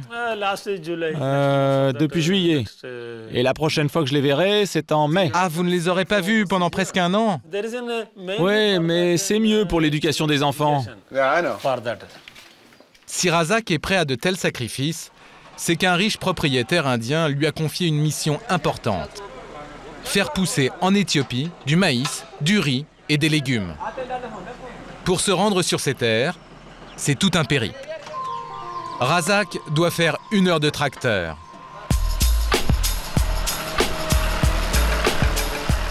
Cette route de fortune, c'est son entreprise qui l'a construite en plein milieu des champs. Son terrain est tellement grand qu'il lui faut toute la technologie moderne pour se repérer. Vous avez besoin d'un GPS pour vous repérer? Ouais. Vous voyez, c'est là qu'on est, exactement ici. We're here? Here? This is there? Okay. En Inde, le 2e pays le plus peuplé au monde, le patron de Razak ne trouvait pas de terre disponible. Alors c'est en Éthiopie qu'il a tenté sa chance et il a gagné le gros lot. Tout ça est à vous?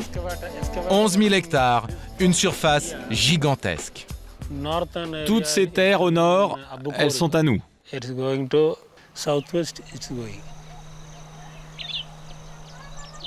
Sur ces terres, Razak prévoit de planter des céréales et des légumes. La majorité de la production sera exportée vers l'Inde et l'Asie. Combien vous avez acheté ces terres? En fait, on les loue au gouvernement éthiopien. C'est un bail très long. Combien de temps? Aux alentours de 60 ans. 60 ans? Ouais. Ouais, c'est beaucoup. Ouais, c'est beaucoup. Mais pour développer tout ça, il faut du temps. On ne peut pas réussir en 5 ans.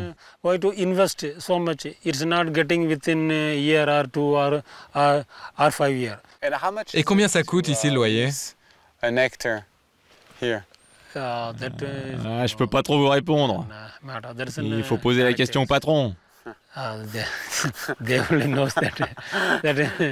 C'est un peu compliqué? Non, c'est pas compliqué, non. Razak est un peu gêné par la question. Il faut dire que le loyer est dérisoire. 3 € par an et par hectare. L'une des terres les moins chères de la planète. Voilà donc ce qui incite beaucoup d'étrangers à venir planter dans ce pays. Maïs saoudien, vignes françaises, fraises israéliennes, on vient du monde entier pour profiter des promotions éthiopiennes. Et cela tombe bien, l'État qui est propriétaire des terres se montre généreux. D'ici 5 ans, il va distribuer 2 millions d'hectares aux investisseurs. Sur ces terres, Razak, lui, a décidé de miser sur l'une des céréales les plus cultivées en Inde, mais aussi l'une des plus rentables. Alors il est comment ce riz? Ouais, ça va être une bonne récolte. C'est à l'intérieur de ces grandes herbes vertes que mûrissent les grains de riz.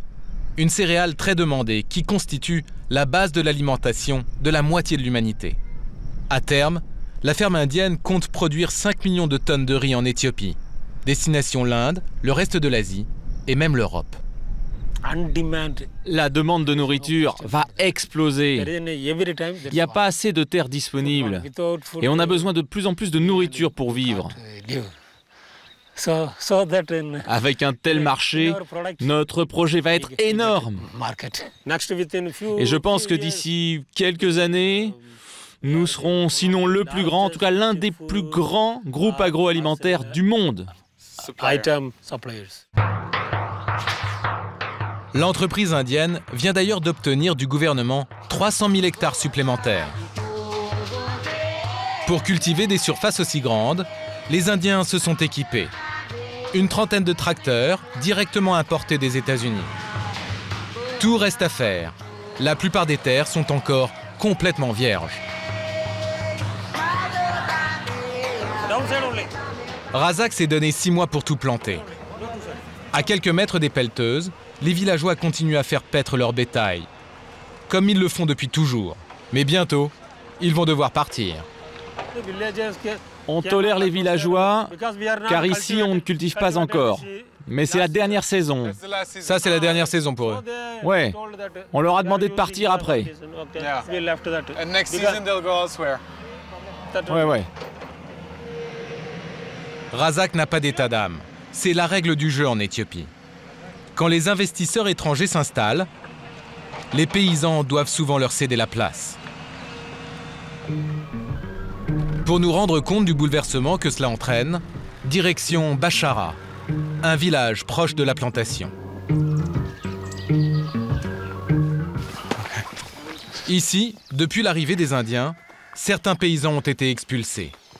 C'est le cas de Tafari, ce jeune fermier.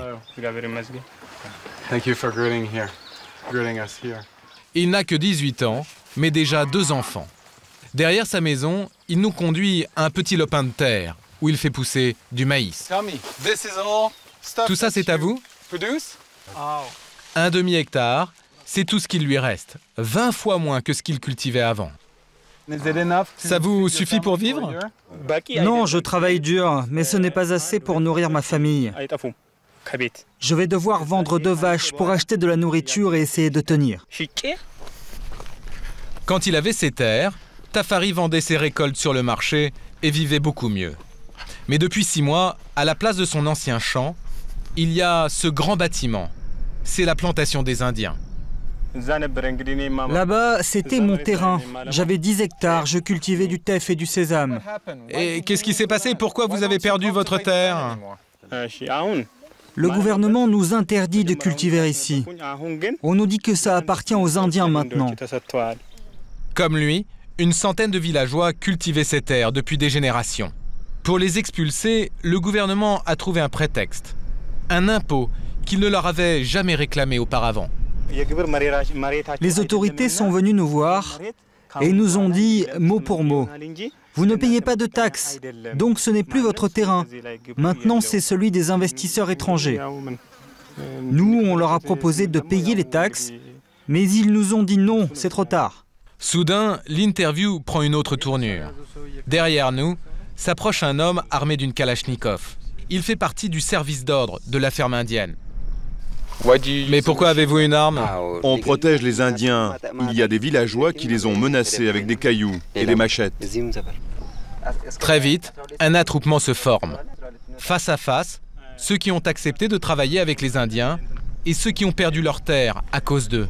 Tous habitent pourtant le même village. Vous seriez prêt à tuer quelqu'un de votre propre communauté?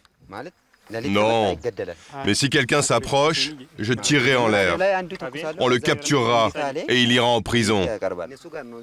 Entre les deux camps, le ton monte. Pourquoi tu travailles pour eux? Ils payent bien au moins? Non, je gagne pas beaucoup, mais j'ai pas le choix. Il n'y a pas de travail dans la région. Mais est-ce que ça a vraiment amélioré ta vie? Très peu, mais j'ai des enfants à nourrir, moi. Il vaut mieux avoir un petit travail que rien du tout, tu crois pas? L'emploi, un argument repris par tous ceux qui défendent l'implantation des étrangers. En Éthiopie, 2 personnes sur 3 sont au chômage.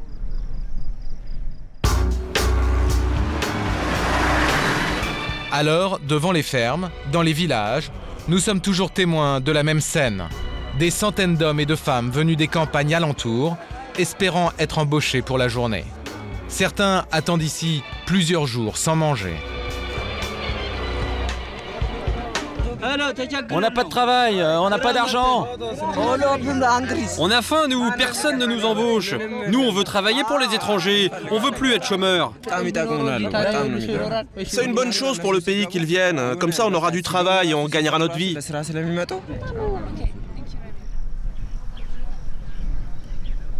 Et justement, sur la plantation des Indiens, Razak, lui, donne du travail. 300 personnes employées actuellement. 1200 lors des prochaines récoltes. La plupart n'a aucune qualification. Celui-là, là, il est trop court. Donne-le. Il faut que ça fasse au moins 12 ou 13 cm, là. Ouais, comme ça. Mais l'avantage pour Razak, c'est que cette main-d'œuvre non qualifiée est très bon marché. Jusqu'à 50% moins cher qu'en Inde.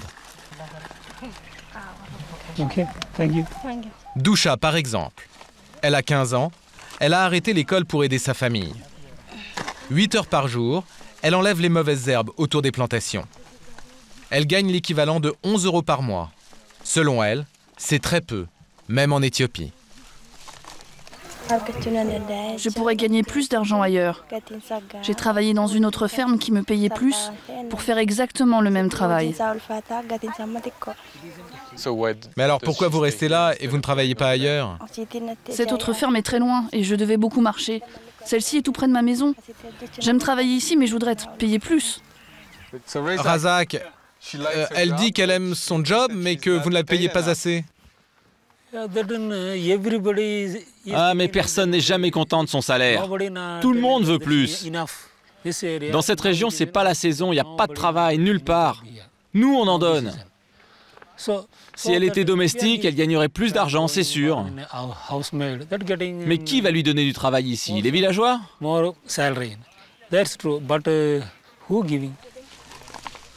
Faute de mieux, Doucha reste travailler chez les Indiens.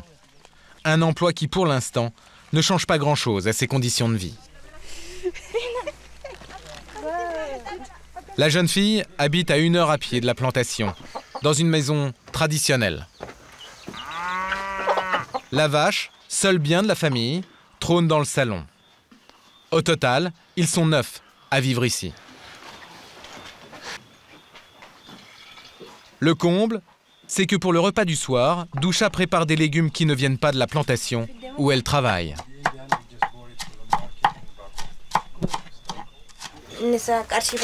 Nous, on est employés par les Indiens, mais on ne mange pas ce qu'on cultive.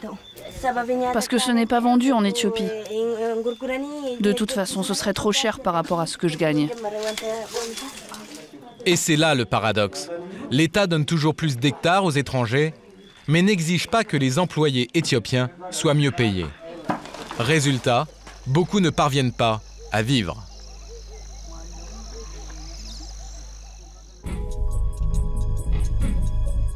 « 25 ans après la Grande Famine, plus de 5 millions de personnes ne subsistent encore que grâce à l'aide alimentaire.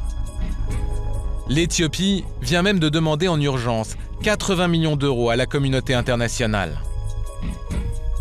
Mais alors, pourquoi brader des terres aux étrangers si on n'arrive pas à nourrir suffisamment son peuple?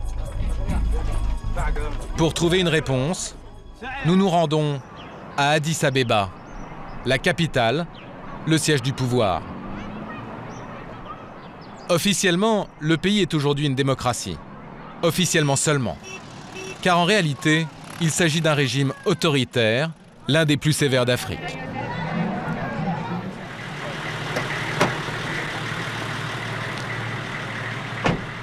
Nous avons rendez-vous avec le ministre de l'Agriculture, Tafara Derbiou.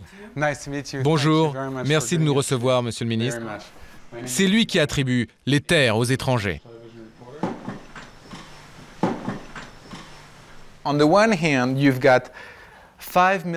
D'un côté, vous avez plus de 5 millions de personnes qui dépendent de l'aide alimentaire, et de l'autre, vous bradez vos terres aux investisseurs étrangers.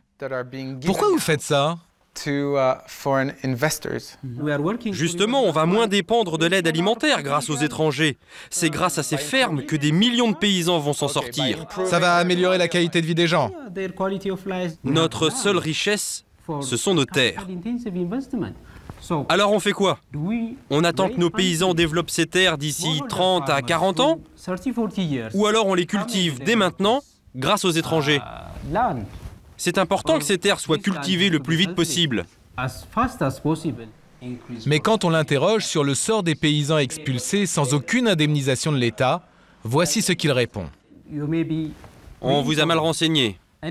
Vous êtes allé voir une poignée de fermiers qui se plaignent et qui sont paresseux et qui ne travaillent pas assez. C'est peut-être pour cela qu'on leur donne rien, parce qu'ils sont inefficaces.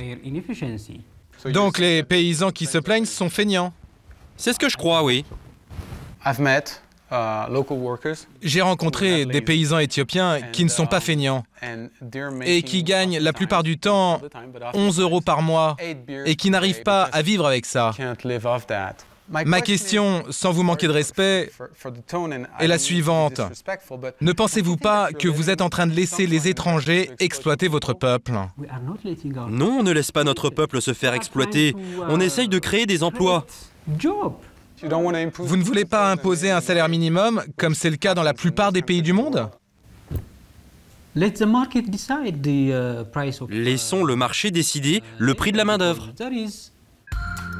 Avec cette politique volontariste, l'Éthiopie espère devancer ses voisins et devenir le pays africain le plus populaire auprès des investisseurs.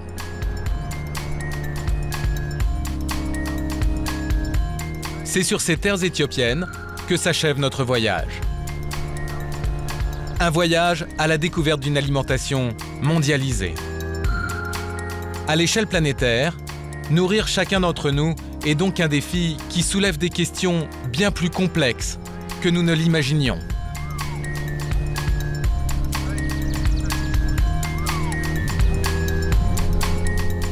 Pourtant, dès maintenant, le citoyen peut agir, souvent grâce à quelques règles de bon sens.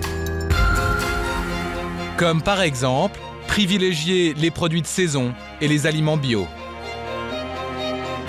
Certaines initiatives aujourd'hui marginales devraient se banaliser et offrir aux consommateurs de vraies alternatives. Comme Casino, la plupart des grandes enseignes prévoient d'afficher l'impact environnemental sur leurs produits d'ici 2012. Findus a banni l'huile de palme de ses produits. D'autres grandes marques sont aussi à la recherche d'huiles meilleures pour la santé et pour l'environnement. Certaines cantines suppriment la viande une fois par semaine, d'autres se mettent au bio sous la pression des parents. Cela concernera une école sur 4 d'ici 3 ans. Les locavores comptent de plus en plus d'adeptes. En France, ils sont 15% de plus cette année à préférer des légumes et des fruits de saison produits à proximité de chez eux. Selon les Nations Unies, si nous appliquions ce type de solution très concrète, la Terre aurait la capacité de nourrir 12 milliards d'individus, presque le double de ce que compte aujourd'hui l'humanité.